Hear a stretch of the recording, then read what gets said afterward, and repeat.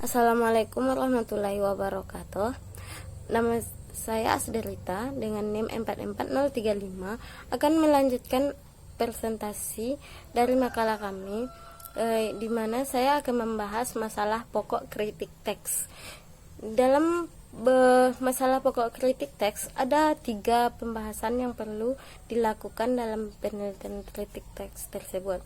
Yang pertama, inventarisasi naskah, dan yang kedua yaitu deskripsi naskah, dan yang ketiga perbandingan naskah. Ya, kita masuk ke inventarisasi naskah. Apa itu inventarisasi naskah? Inventarisasi naskah yaitu adalah mengumpulkan naskah tersebut sebanyak mungkin. Nah, sebuah naskah tidak mustahil mempunyai varian atau kopi di beberapa tempat.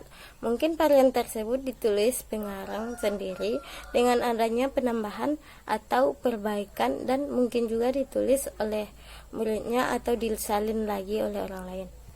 Nah, lanjut dengan yang kedua, deskripsi naskah. Setelah langkah pertama tadi, yaitu menyusun daftar naskah yang hendak diteliti, dan naskah pun telah tersedia untuk dibaca, barulah dibuat uraian itu. Barulah dibuat deskripsi setiap naskah secara terperinci. Nah,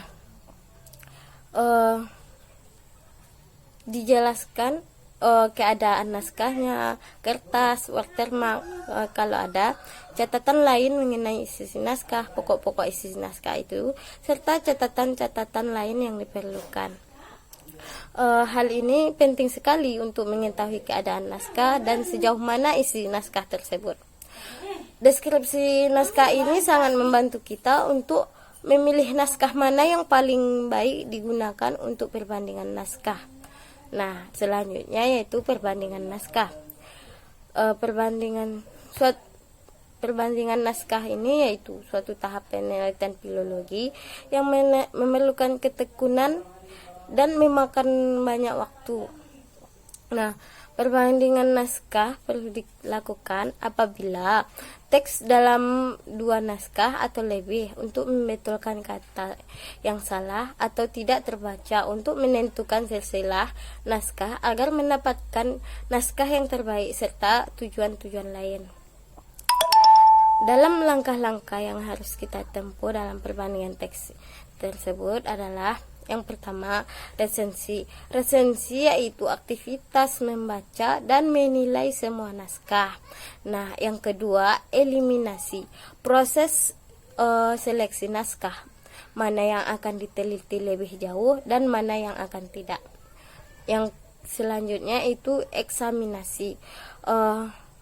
Yaitu pemeriksaan keaslian teks.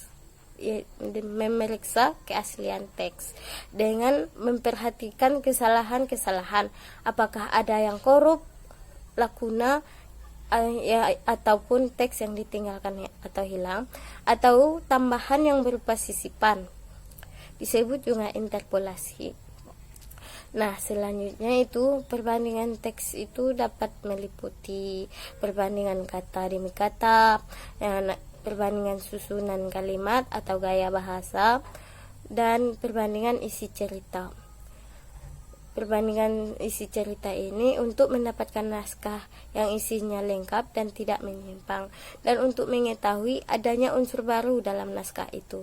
Sekian dari saya. Assalamualaikum warahmatullahi wabarakatuh.